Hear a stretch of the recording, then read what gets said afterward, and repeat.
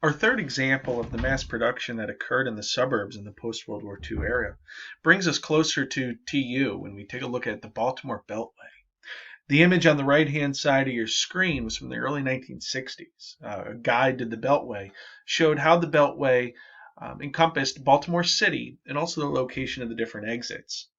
These exit locations would offer the potential for suburban neighborhoods to easily connect with the Beltway and ultimately downtown Baltimore. The Baltimore Beltway took about 10 years to design, and the cost then was $68 million, really a drop in the bucket compared to what it would cost today. The Beltway is 32 miles, and as you can see, it created a horseshoe around the city that was later turned into a full circle with the inclusion of the bridge. This Beltway forever changed suburbia. Remember, what people were looking for, what they were demanding, was to escape the downtown area, escape the congestion, escape the older and in some cases deteriorating housing that was available in the city. So this Beltway provided that outlet for people to get out of the city, easy access by automobile, in and out to work and to home. Here's an image of the Beltway construction, and what you see at the top left of your screen is Interstate 83 heading north and Charles Street feeding into it. Joppa Road is at the bottom, intersecting where the Beltway is reaching its limit at this time in the bottom part of the screen. So this is the northern part of the Beltway. Again, the arrow on the left shows the Interstate 83 interchange. The arrow at the top center looks at the area of Charles Street, where Kenilworth is located today. And then the arrow at the bottom shows us where Joppa Road today crosses Interstate 695. Here's another look at the Beltway, and the arrow I've highlighted shows you just the infrastructure demand or the infrastructure inclusion in this. And this is where Interstate 70 crosses 695. So you can see this tremendous investment in highways that was part of the United States plan to expand the metro areas. Here's another look at the Beltway, and this is Charles Street in the Beltway looking east. So in the center of the screen is where you would find the Kenilworth Mall. That includes places like Trader Joe's today. This housing that you see reflects that mass production approach that was put in place by Levitt.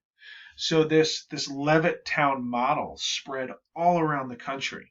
We looked at the specific Levitt towns in New York, New Jersey, and Pennsylvania. We saw how Lakewood, California adopted that mass production model. And we could see right here, closer to TU, this mass production Levittown approach.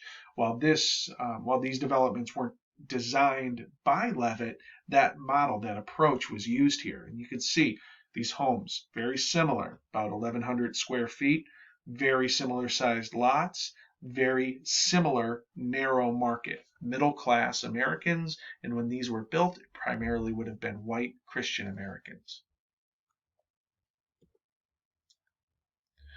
Another look at the Beltway and York Road looking west. So this again is an area that became heavily developed. If you're familiar with the area, that house to the left of the construction site is Ruck Funeral Home. And then that area just north of the Beltway is still there today. Most of those houses are still there. Some of the houses that are built along York Road have been demolished for the expansion of commercial sites. So not too long ago, this investment in transportation, highways, forever changed suburbia. This is the location of the Westview Mall today. Again, Route 40, where it crossed the Beltway, became an ideal place for suburban expansion. So when we look at these three examples, when we look at the marketing of the American dream, when we look at the investment in transportation, and we look at the policies that were put in place, we see these long-term impacts. Suburban ascendance, right? Once people moved to the suburbs, offices and retail followed them. So while early on it was primarily residential communities, over a decade or so, we started to see the growth of office parks. We started to see the growth of malls, shopping centers to support the suburban population. We started to see doctors and dentists and medical facilities moving into the suburbs to meet the population where it was.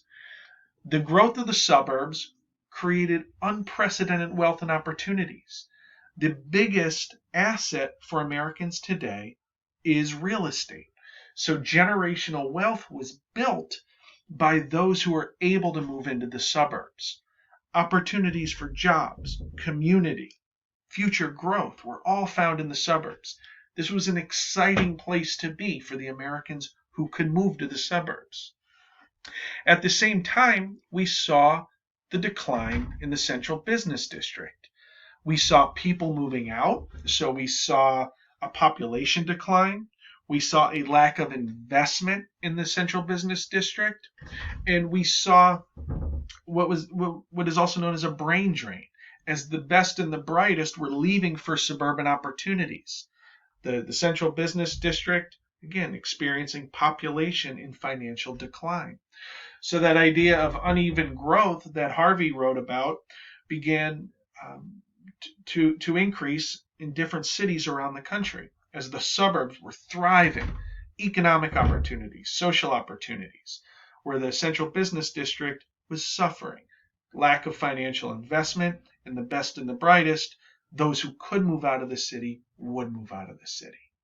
So in our next look at the suburbs, we're going to see how different policies shaped suburban ascendance, how some individuals were easily able to gain part of that American dream in the suburbs, where other groups of people, other individuals were limited in their ability to enter this suburban opportunity.